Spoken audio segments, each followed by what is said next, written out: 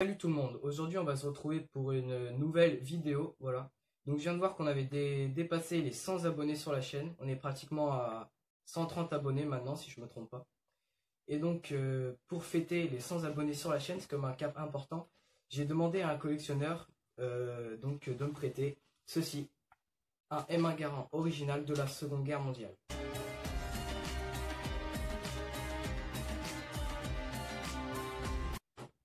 Donc, avant de passer à l'historique de l'arme, j'aimerais quand même préciser quelques points.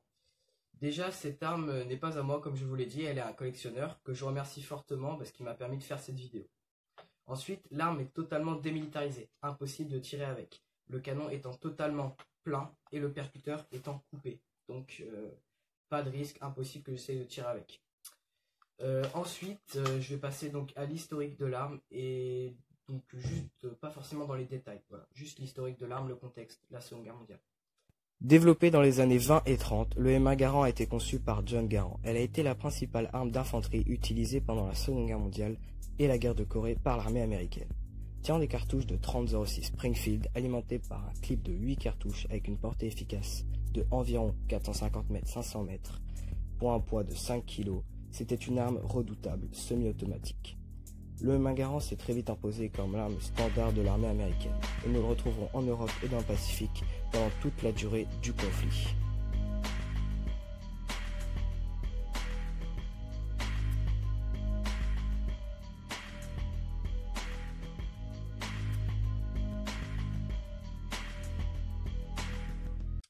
Voilà, alors comme précisé dans l'historique de l'arme, elle était alimentée par des blocs, ou alors appelés des clips, comme ceci, de 8 cartouches qui étaient directement insérées dans la chambre d'éjection du clip, dans la chambre de tir.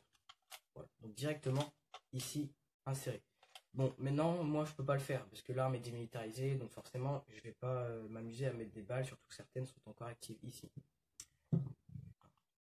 Néanmoins, il est toujours possible donc d'insérer un clip qui est vide et donc de pouvoir l'éjecter. Donc si on était en situation réelle, il suffisait d'insérer le clip ici dans la chambre de tir.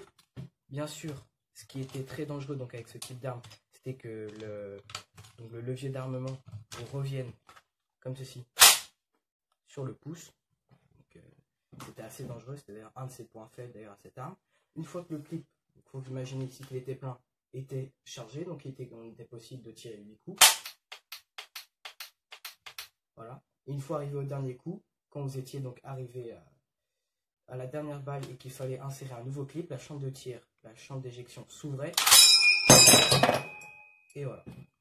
Éjectait le clip comme ceci. Donc, pour ce qui est des caractéristiques de ce fusil déjà avait une hausse graduée ici. Voilà.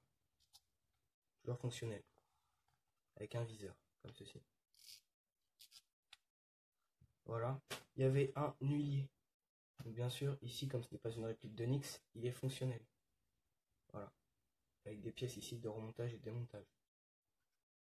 Et une tige donc qui est avec de l'huile, qui était pour l'entretien du canon. Voilà.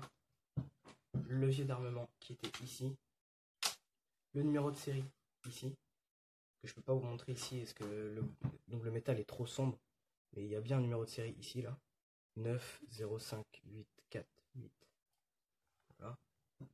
Il y avait ensuite ici la bretelle qui est une bretelle originale. Un tenon de baïonnette et une grenadière. Tenon de baïonnette ici, la grenadière. Donc on pouvait oui fixer ici de quoi tirer une grenade. Voilà. Cette vidéo maintenant terminée. Je vous remercie de l'avoir regardée. Voilà. Je remercie encore le collectionneur qui m'a prêté le fusil Garand. Et donc je vous dis à la prochaine. On va se quitter sur plusieurs photos de moi donc avec le Garand cette fois-ci dans un environnement qui est plus propice quand même. Hein. Et voilà, je vous dis à la prochaine pour une nouvelle vidéo. Restez abonnés, je sais qu'en ce moment je suis pas très actif. C'est avec la reprise des cours, voilà. Bon. Et puis voilà, sinon je vous dis à la prochaine pour une nouvelle vidéo. Allez, salut tout le monde.